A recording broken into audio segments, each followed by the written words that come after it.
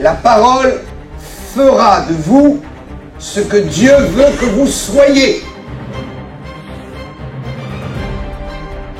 Tous ceux qui confessent Jésus ne sont pas forcément des chrétiens.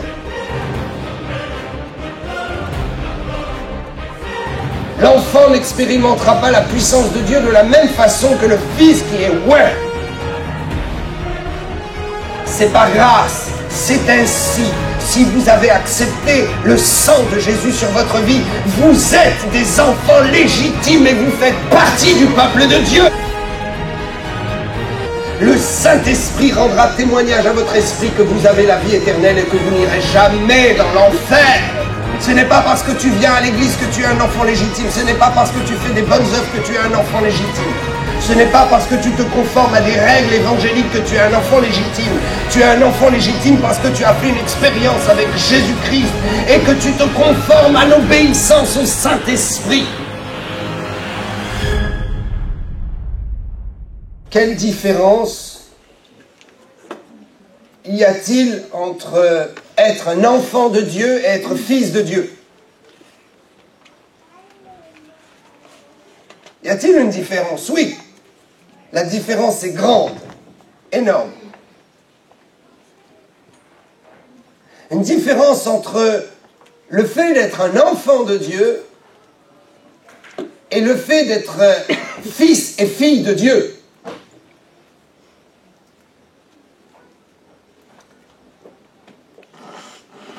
Alléluia. Que serais-je? Est-ce que je serai juste un enfant? Ou est-ce que je passerai de la condition d'enfant à la condition de fils? Un fils est un enfant. Et un enfant est un fils. Mais un enfant ne raisonne pas comme un fils. Et un fils ne raisonne plus comme un enfant. Ok. Alléluia. Il y a deux types de chrétiens. Il y a les chrétiens qui en sont au lait, qui sont des enfants. Et il y a des chrétiens qui sont passés à la nourriture solide, qui ont réglé leurs problèmes de caractère, qui ne sont plus des enfants, qui ne font plus d'enfantillage, qui n'embêtent plus les autres avec des enfantillages, mais qui sont passés du stade de l'enfant au stade mature, d'hommes, de femmes qui sont arrivés à la stature de Christ et qui sont vus dans le ciel comme des fils et des filles nourris d'une nourriture spirituelle solide qui n'est plus du lait. Alléluia. Nous allons voir la différence et nous allons comprendre c'est quoi être un fils ou une fille de Dieu. D'abord, je voudrais vous dire que Dieu nous rend intelligents et nous aide à comprendre des principes du royaume de Dieu et des mécanismes qui ne sont pas accessibles en termes de compréhension, qui ne sont pas accessibles à l'homme pécheur, non régénéré par la grâce. Quand nous sommes régénérés par la grâce, quand nous sommes nés de nouveau, quelque chose s'est passé dans notre intelligence, une révolution, un champ de compréhension s'est ouvert et nous voyons les choses d'une façon supérieure. Nous avons été élevés et nous voyons plus large. Nous devons donc grandir et nous devons savoir que si nous sommes à Jésus, nous pouvons accéder à la nourriture solide. Non seulement nous pouvons, mais c'est un devoir. Nous devons aller vers la compréhension plus profonde de la parole de Dieu dans nos méditations. C'est ce qui nous donnera l'onction. L'onction est donnée à ceux qui vont en profondeur. L'onction demeure dans ceux qui vont en profondeur. Alléluia. Il y a en gros 5 mots, je dirais que ce sont les mots de base qui en grec désignent le terme enfant. Le grec est très riche à ce niveau-là. Et comme nous savons que le Nouveau Testament a été écrit en grec, il est évident que parfois il faut se référer au grec pour comprendre la pleine pensée du texte. Il faut donc désirer apprendre, désirer comprendre. Il faut accepter de se donner les moyens de comprendre. Et un des moyens qui est simple, c'est de savoir que les textes ont été écrits dans la pensée grecque avec un vocabulaire particulier qui a été traduit comme il a pu être traduit dans nos versions. Et béni soit le Seigneur pour nos versions bibliques, et notamment la version Louis II qui est très proche du texte. Mais parfois, pour comprendre les détails de ce que Paul a voulu vraiment expliquer, nous devons revenir à la version grecque ou à certains mots grecs. Et il y a une chose que je voudrais que vous reteniez dans ma prédication et dans cette méditation et que vous n'oubliez jamais. C'est qu'il y a 2 mots grecs qui désignent l'enfant. Il y a l'enfant enfant et l'enfant fils. Et nous devons à chaque fois raisonner et penser en disant, est-ce que j'agis comme un enfant ou est-ce que j'agis comme un fils? Est-ce qu'à ce moment précis, je raisonne, j'agis, je vis ma vie spirituelle comme un enfant, ou est-ce que je suis en train de la vivre comme un fils qui est ouin? L'enfant n'expérimentera pas la puissance de Dieu de la même façon que le fils qui est ouin. Est-ce que je suis un épios ou un huios? Népios, c'est l'enfant qui en est encore au rudiment de la parole. À chaque fois que vous voyez le mot enfant dans la parole de Dieu, il se peut que le texte grec fasse référence à népios, l'enfant qui n'a pas grandi, ou fasse référence à huios. Huios, c'est le fils, c'est celui qui est dans une maturité spirituelle élevée. Je vous le dis et je vous le répète, il y a 2 types de chrétiens. Ceux qui en sont restés au rudiment de la parole. Ceux qui, malheureusement, n'ont pas croisé la route d'un vrai prédicateur. Toute cette population de chrétiens à qui on a constamment dit des choses qui font référence au lait spirituel et au rudiment. On vous a pris pour des népios, mais vous êtes plus grands que cela. Je crois que vous êtes des huios, et il est temps que vous le sachiez, et il est temps qu'on vous le dise. Alléluia. Il y a 5 mots grecs qui font référence à l'enfance, mais nous nous attarderons sur ces 2 mots-là. Il y a un mot qui est teknon, qui fait référence à l'enfant légitime. Nous sommes des teknones. Je vais expliquer cela. Ça, c'est le teknon. Le teknon, c'est l'enfant. C'est ce que Dieu déclare à propos de l'enfant. Ce qu'il déclare à propos de nous. Ce qu'il dit que nous sommes. Le teknon est l'enfant légitime. Alléluia. Ensuite, il y a la notion du népios, du huios, du brephos et du païs. Et nous allons essayer de comprendre ces notions. Alléluia. Pour la révélation qui nous fait grandir. La révélation qui nous permet de nous prendre un peu plus au sérieux. Parce que ce que nous avons reçu est très sérieux. Ce que nous avons reçu est très puissant. Et nous n'avons pas le droit de le négliger. Mais il faut faire fonctionner ce que Dieu nous a donné. Si vous donnez les clés d'une Ferrari ou d'une Porsche à quelqu'un qui ne sait à peine conduire, il n'ira pas bien vite ou il aura un accident. S'il apprend à conduire, mais qu'il ne sait pas la capacité du véhicule, peut-être il n'osera jamais aller très vite. Mais si on lui apprend et qu'on l'informe qu'il a entre ses mains la capacité de rouler à 300 à l'heure sur un circuit, naturellement, il prendra plaisir à le faire et il dépassera les performances. Nous avons reçu une grande puissance et nous devons apprendre à nous en servir.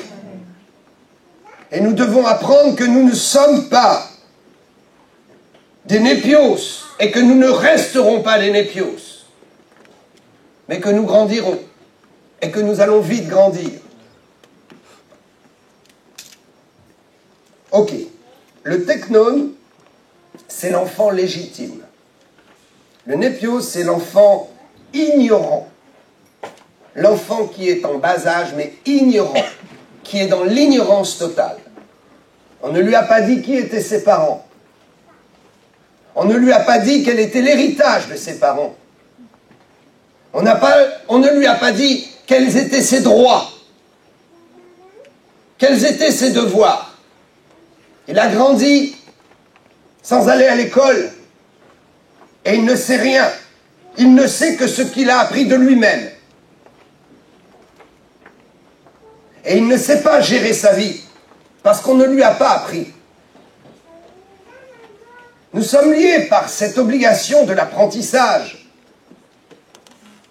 Nous sommes obligés de méditer pour grandir.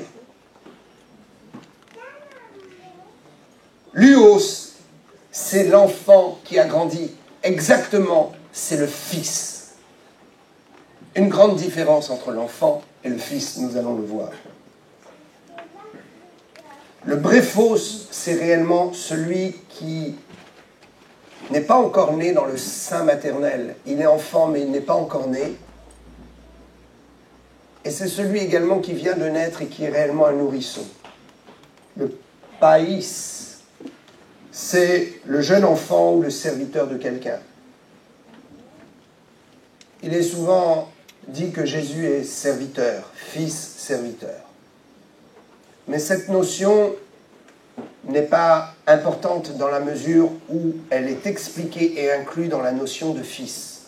Alléluia. La notion du nourrisson n'est pas importante non plus parce qu'elle est inclue dans la notion de népios, de l'enfant qui en est au lait spirituel. Ok. Donc, finalement, il y a 3 niveaux à comprendre, et je vais être vraiment précis à ce niveau. Le fait que Dieu nous ait déclarés enfants légitimes, le fait que nous en sommes d'abord au lait spirituel et que nous sommes des enfants, et la 3e chose, le fait que Dieu veut nous faire grandir rapidement et veut que nous ayons conscience rapidement de notre position de fils et de fille de Dieu. Ok. Nous allons voir ces choses. Amen. Le teknon, c'est l'enfant légitime issu de la postérité. Vous et moi, nous ne sommes pas juifs dans le sens où, peut-être y a-t-il des juifs dans la chair, mais Nous ne sommes pas juifs dans le sens où nous n'avons pas pratiqué le judaïsme. Peut-être que certains qui écoutent cette prédication pratiquent le judaïsme. Je voudrais les inviter à comprendre ce que je vais expliquer. Mais pour nous qui sommes en Jésus-Christ ou qui sommes issus des nations, nous devons comprendre que Dieu a voulu que nous fassions partie de son peuple. Il existe le peuple élu dans la chair, mais ce n'est pas le plus important. Il faut savoir que la véritable élection, c'est l'élection de la promesse. Lisons dans Romains chapitre 8, versets 16 à 17. L'Esprit lui-même rend témoignage à notre esprit que nous sommes enfants de Dieu. Il est ici question du terme teknon. L'Esprit rend témoignage, convainc notre propre esprit que nous faisons partie du peuple de Dieu à part entière et que nous avons les mêmes bénéfices que le peuple juif. Cela ne retire rien au peuple juif, mais il ne faudrait surtout pas que nous nous retirions quoi que ce soit. Si vous voyez les Juifs dans la prospérité est pour vous et moi. Parce que si les Juifs prospèrent, c'est parce qu'ils sont bénis, ils font partie du peuple de Dieu. Donc si moi je fais partie du peuple de Dieu et si l'Esprit me rend témoignage que je suis enfant de Dieu, alors j'ai le droit aussi à la prospérité.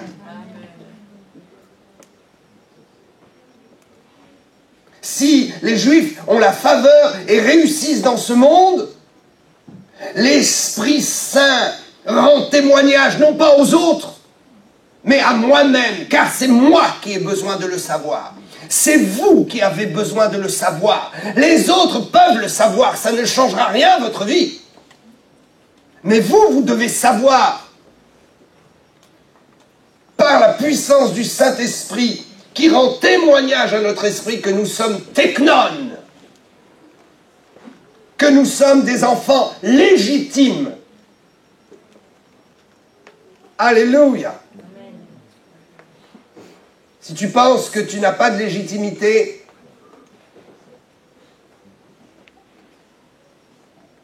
c'est qu'il faut revoir ta position théologique. La légitimité n'est pas donnée par nos efforts, par nos œuvres. C'est une déclaration de Dieu. Et vous et moi, nous n'avons pas le droit de discuter ce que Dieu a dit, ce qu'il déclare, ce qu'il confesse à propos de nous-mêmes. C'est par grâce, c'est ainsi. Si vous avez accepté le sang de Jésus sur votre vie, vous êtes des enfants légitimes et vous faites partie du peuple de Dieu. Et même si un pasteur vous a mis dehors de l'église, et même si des groupes d'anciens vous ont mis dehors de l'église, et même si vous avez été rejetés, la parole de Dieu déclare que le Saint-Esprit est avec vous et qu'il rend témoignage pour vous convaincre.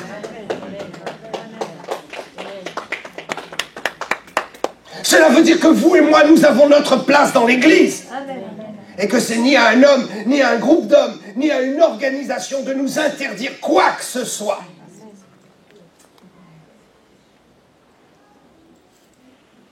Si une Église vous rejette, le Saint-Esprit ouvrira des portes. Vous trouverez votre place. Il faut juste y croire. Il faut juste avancer avec cette certitude. Le Saint-Esprit rend témoignage à notre esprit. Que les gens rendent un témoignage de vous ne vous transformera pas. Peut-être vous trouvez que vous n'avez aucune capacité et les gens vous disent « mais tu as tellement de talent ». Et vous vous dites « je n'ai pas de talent ». Mais les autres voient votre talent et ils vous le disent. Ça ne changera rien. Mais si le Saint-Esprit vient vous le dire, même si les autres ne le disent plus, ça va changer votre vie. Amen. Laissez Dieu vous convaincre.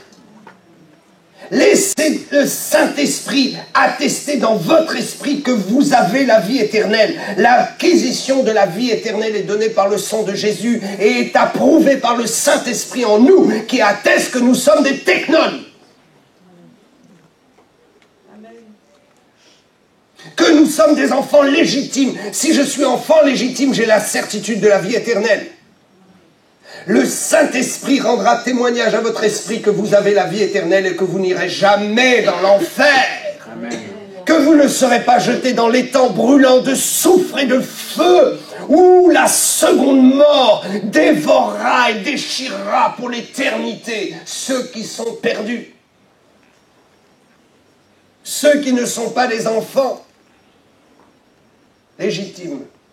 Ceux qui sont des enfants de la religion, qui disent être des enfants de Dieu, mais ils sont des enfants de la religion, et l'Esprit ne leur atteste pas qu'ils sont technones.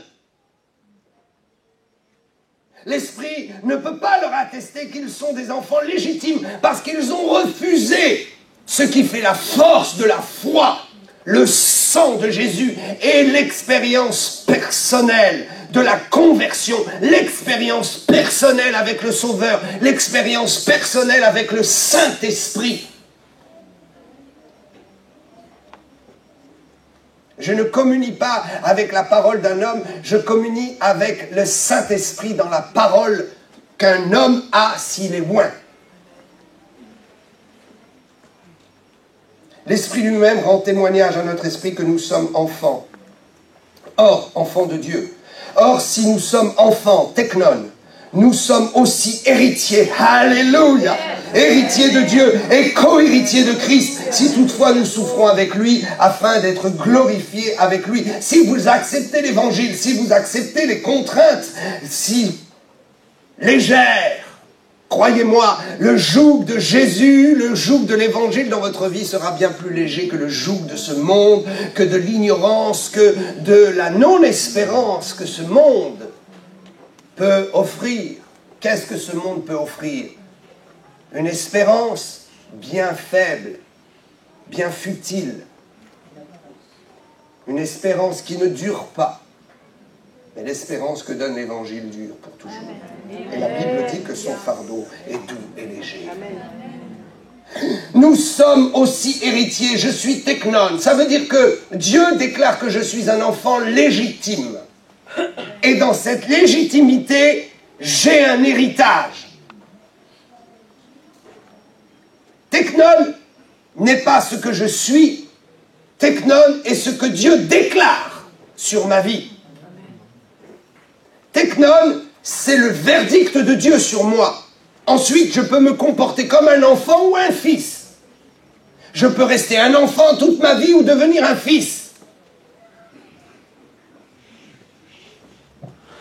Technon dit que j'ai un héritage puissant. Ceux qui se privent de la guérison, ceux qui se privent de la bénédiction, ceux qui souffrent inutilement, ont rejeté le mandat de fils, de fille de Dieu, ont rejeté le mandat d'enfant de Dieu, ont rejeté le mandat d'appartenance au peuple de Dieu.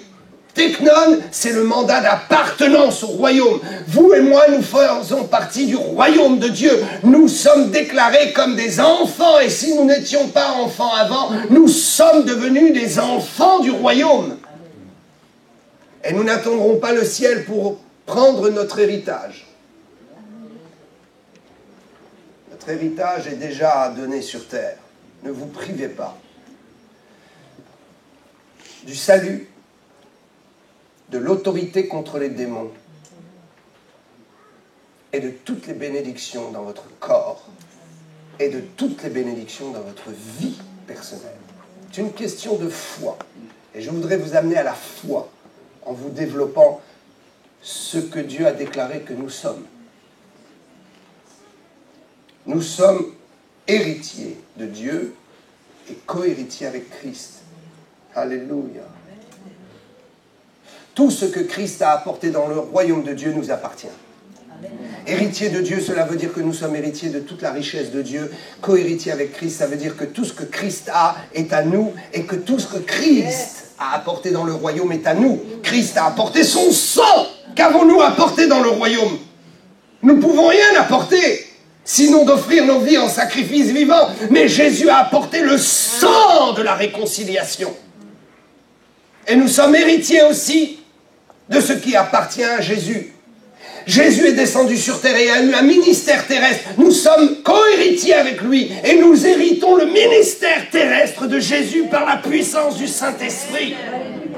Nous héritons du ministère de Jésus. Tout ce que Jésus a fait, nous pouvons le faire.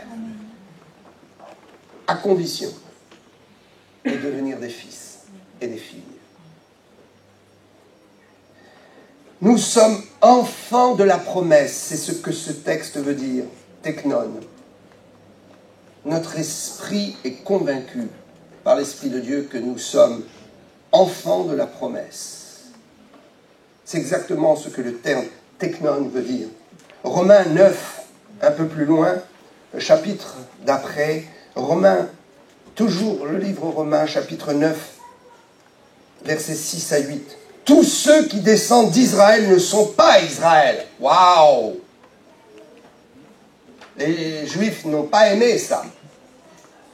Pourtant, c'est pour leur bénédiction. Pourtant, c'est la réalité.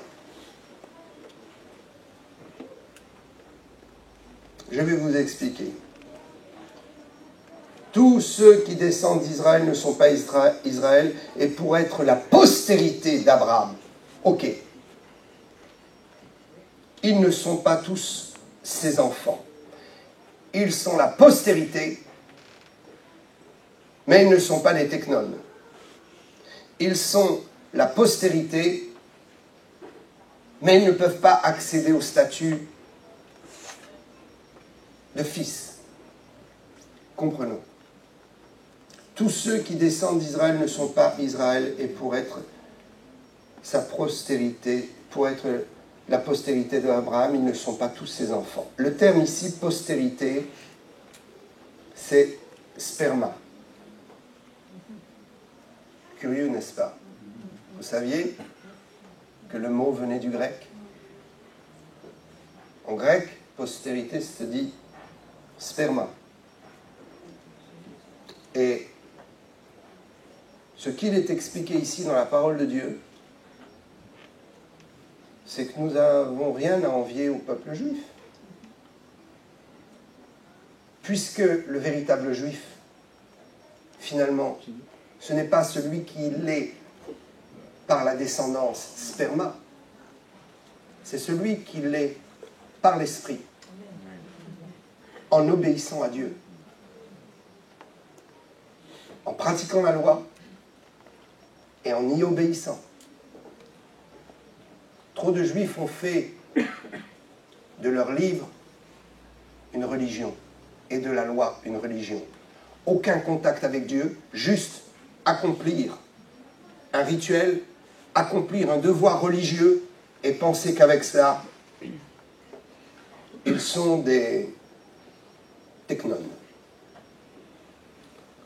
Et pour être la postérité sperma d'Abraham, ils ne sont pas, c'est-à-dire qu'ils sont sperma.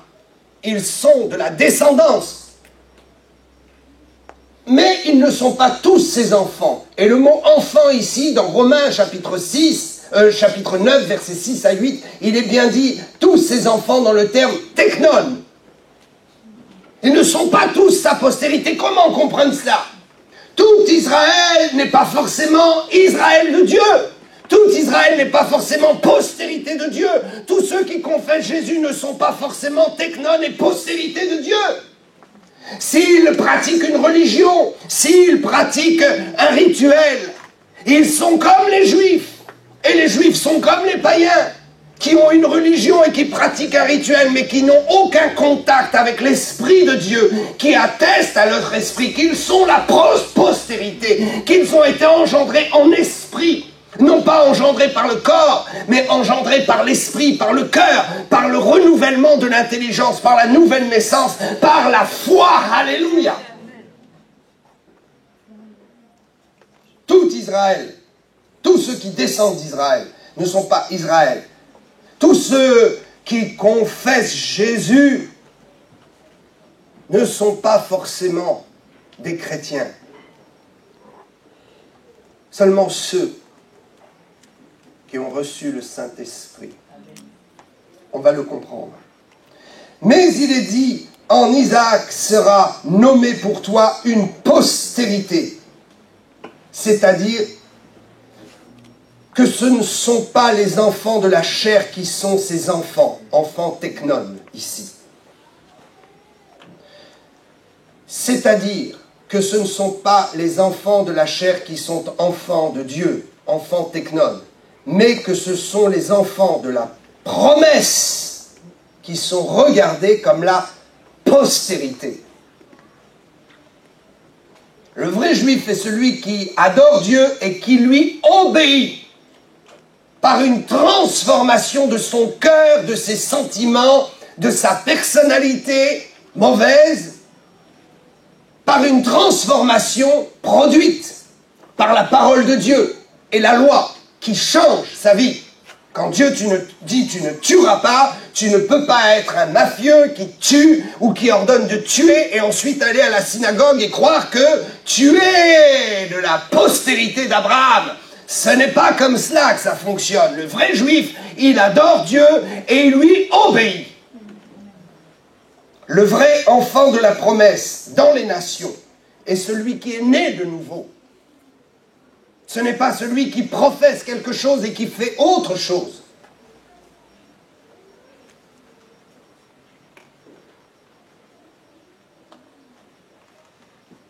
Le juif qui l'est dans la chair ne peut être identifié comme technon, fils de la promesse, que s'il se conforme à la loi ou s'il a reçu Jésus. Il est ce qu'on appelle un juif accompli. Je ne veux choquer personne, mais je ne crois absolument pas au terme juif messianique. Je trouve que c'est même faire un affront au peuple juif. Juif messianique, tous les juifs sont messianiques, dans le sens où ils croient que le Messie va venir, même s'ils ne l'ont pas reconnu. Ils croient dans le Messie, ils croient dans la théologie et la doctrine du Messie. La différence, c'est qu'ils n'ont pas reconnu qu'il est déjà venu. Mais pour eux, le Messie est une réalité biblique. Tous les juifs sont messianiques. Mais tous les juifs ne sont pas des juifs accomplis. Ils ne sont pas tous technon. Ils n'ont pas tous reçu la révélation de Jésus. Et ils ne marchent pas tous en obéissance à Dieu. Je préfère parler de juifs accomplis que de juifs messianiques. Je ne suis d'ailleurs pas d'accord avec tous ces mouvements de juifs messianiques qui mélangent le christianisme et la loi et qui ne savent plus où est la frontière. Il faut lire le livre aux Galates, Paul aux Galates, pour comprendre qu'il y a une frontière et que nous ne sommes plus sous le légalisme de la loi et que nous ne sommes plus sous les rituels de la loi. Et que si un juif qui pratiquait le judaïsme, qui pratiquait la loi et qui vient à Jésus veut continuer à faire certaines choses de la loi, libre à lui. Mais pour nous qui sommes enfants de Dieu issus des nations, ce n'est pas cela qui va nous justifier. Ce n'est pas cela qui va nous bénir. Ce n'est pas cela qui va attirer le Saint-Esprit et l'onction dans notre vie. Ne vous laissez donc pas tenter par tous ces mouvements. On est dans une vraie apostasie aujourd'hui. Tous ces mouvements judaïsants qui essaient de ramener la loi dans votre vie et qui vous font perdre la foi. En ramenant la loi et le rituel, vous perdrez la foi, je vous assure, parce que vous mettrez votre confiance dans un rituel. On vous dira qu'il faut faire le sabbat, on vous dira qu'il faut allumer les bougies le vendredi soir, mais Jésus a accompli tout cela.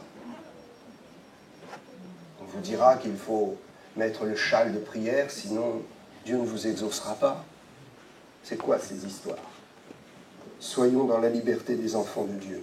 Amen. Les enfants de la promesse, technon, ceux qui cherchent la justice par la foi, et c'est là toute la différence, vous allez comprendre. En fait, l'apôtre Paul est en train de dire, tous ceux qui sont issus d'Israël, qui sont Israël selon la chair, ne sont pas forcément des gens qui obéissent à Dieu et qui sont sous la volonté de Dieu et qui sont selon la promesse, la prophétie de la promesse et selon l'ordre de la promesse. Pourquoi? Parce qu'ils agissent par les œuvres, ils agissent par la religiosité, ils agissent par le rituel et ils n'ont pas la foi en Dieu. Ils ont la foi dans le rituel qui va les protéger, ils ont la foi parce qu'ils portent une petite main de Fatma ou je ne sais quoi. Ils ont la foi parce qu'ils mettent une mezouza sur la porte et ça va protéger. Mais c'est la foi dans le rituel, ce n'est pas la foi en Dieu. Un Dieu vivant, présent. Il en est de même de certains chrétiens qui portent des crucifix. Ils cherchent une justification par le rituel, mais pas par la foi. Ils sont donc engendrés parce que peut-être leurs parents étaient chrétiens, catholiques ou protestants, et ils disent, moi je suis issu d'une famille, donc je suis dans la promesse. Non! Je suis un technone. Non! Ce qui fait que tu es déclaré technone, c'est ton changement de vie personnel, ton cœur et ton adhésion personnelle à la foi. Non pas à une religion, mais à la foi véritable.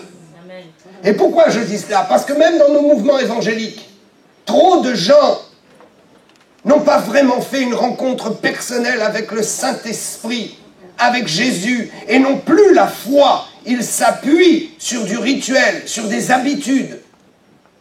Et ils perdent progressivement leur statut de technone. Ils perdent ce statut de postérité, d'enfant légitime. Ce n'est pas parce que tu viens à l'église que tu es un enfant légitime. Ce n'est pas parce que tu fais des bonnes œuvres que tu es un enfant légitime. Ce n'est pas parce que tu te conformes à des règles évangéliques que tu es un enfant légitime. Tu es un enfant légitime parce que tu as fait une expérience avec Jésus-Christ et que tu te conformes à l'obéissance au Saint-Esprit.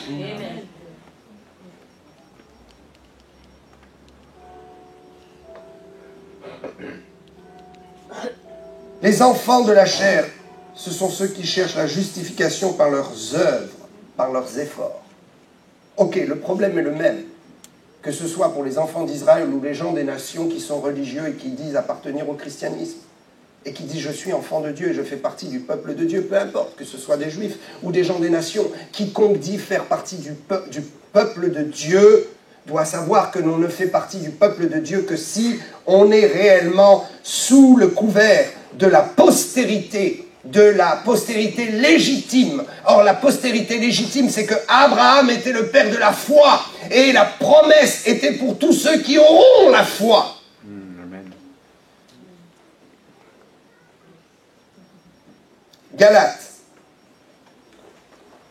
Il ne faut pas faire la même erreur qu'Israël. Il ne faut pas faire la même erreur que tous les religieux de ce monde. Galates 3:7. Reconnaissez donc que ce sont ceux qui ont la foi qui sont fils d'Abraham.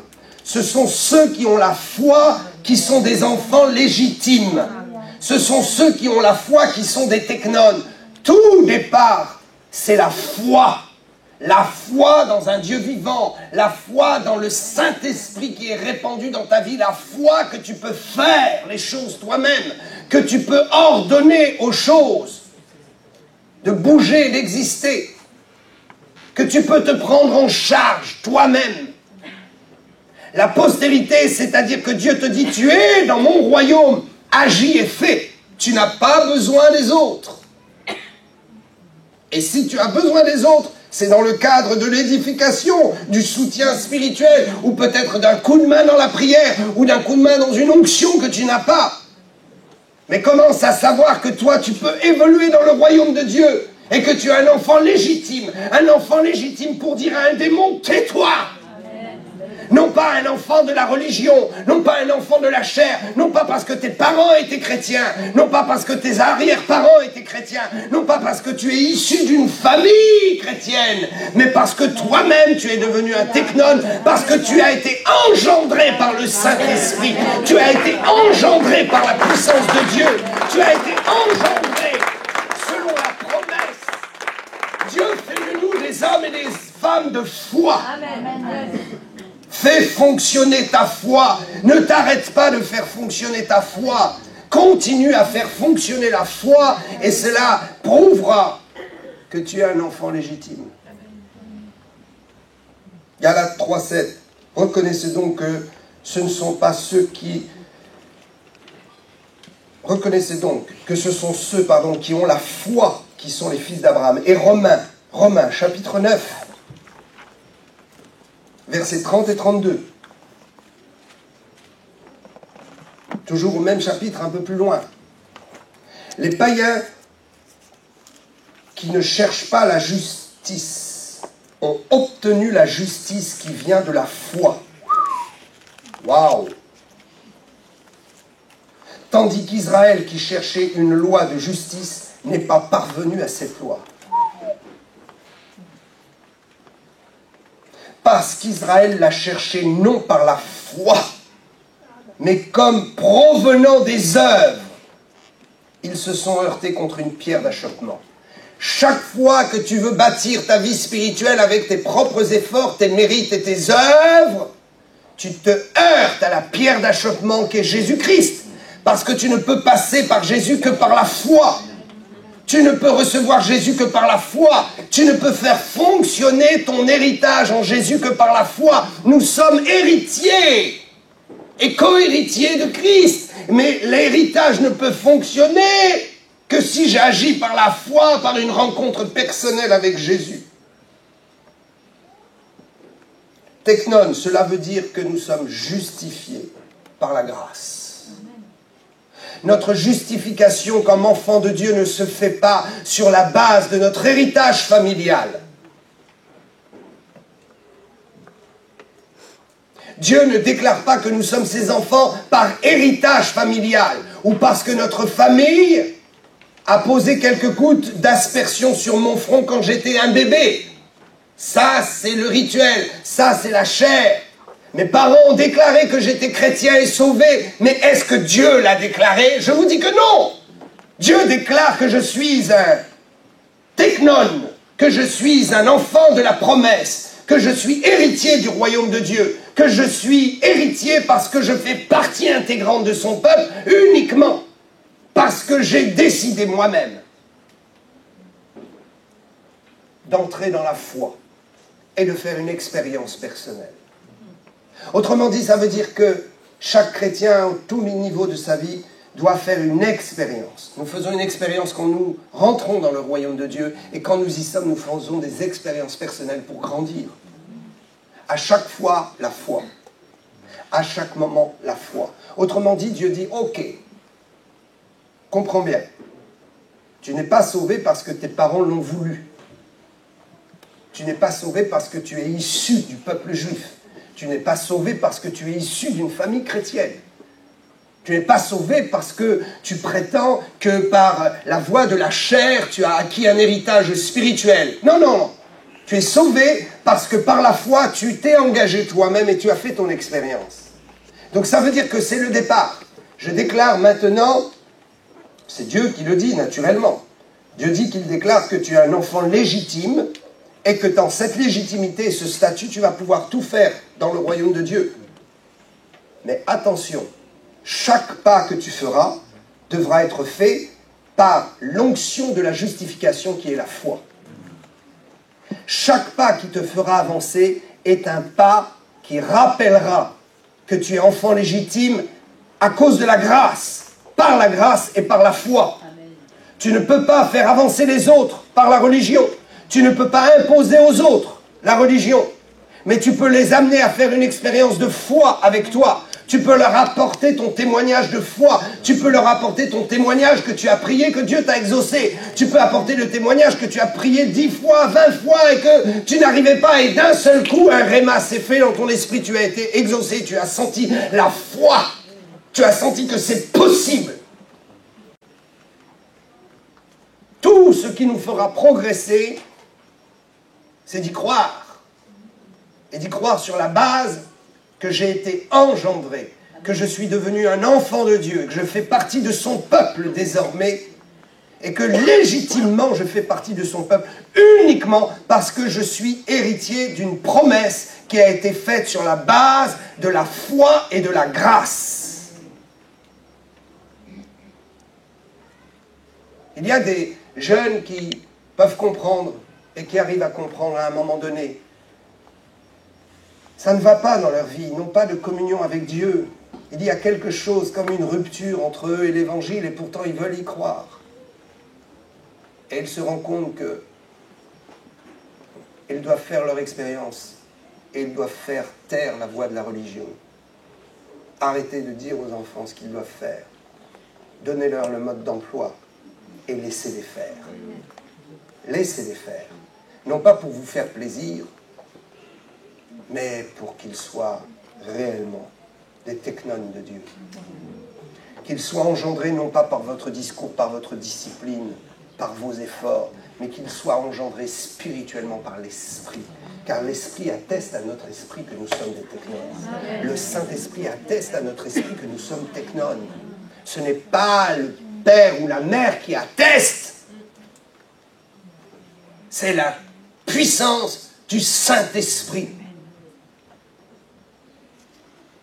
Tout ce que nous allons faire devra être fait avec le Saint-Esprit qui nous communique la foi.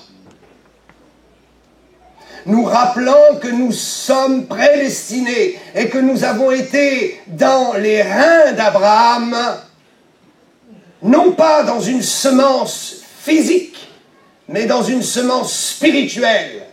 Abraham a engendré la foi. Abraham a produit la foi. Abraham a laissé l'exemple de la foi et de l'expérience personnelle avec Dieu. Abraham a ouvert le champ.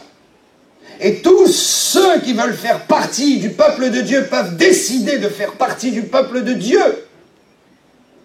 C'est là où tout l'amour du Seigneur se manifeste.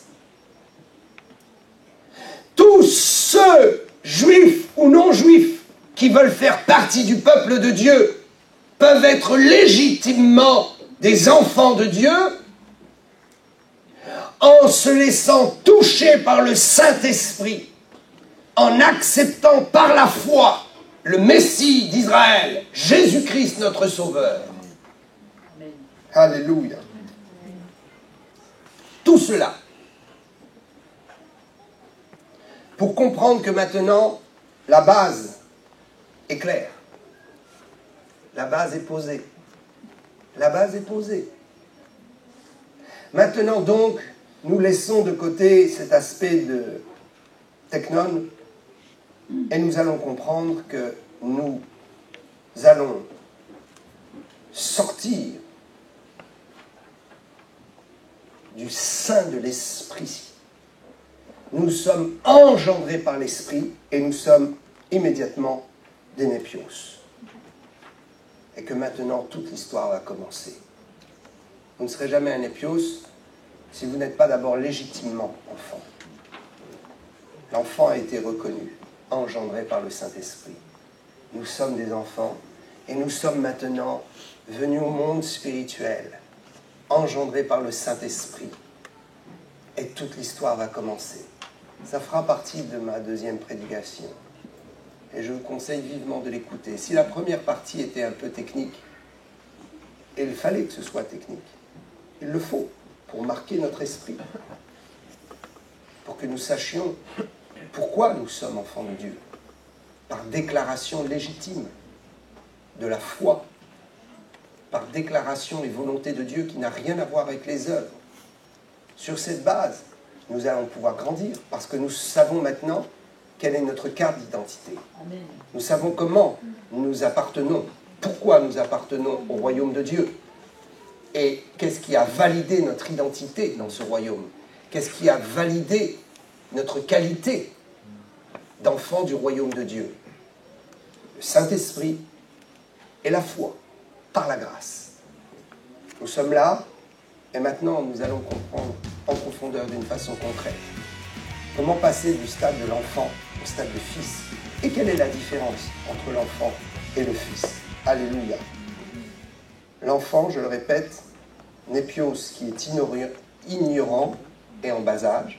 mais qui est un enfant légitime et qui est là dans le royaume de son Père, mais qui va devoir grandir pour jouir de tout l'héritage. Il y a un héritage que nous ne pouvons recevoir que quand nous sommes adultes. Vous savez ça?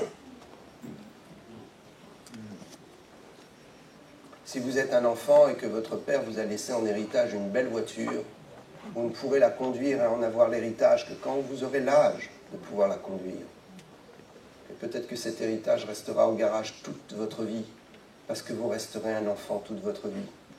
Vous ne passerez jamais votre permis de conduire, et puis vous ne grandirez jamais. C'est triste. Il y a certaines parts de l'héritage que nous ne pouvons recevoir que lorsque nous grandissons. Amen. Que nous, quand on grandit. Nepios. Huios. Alléluia. Amen.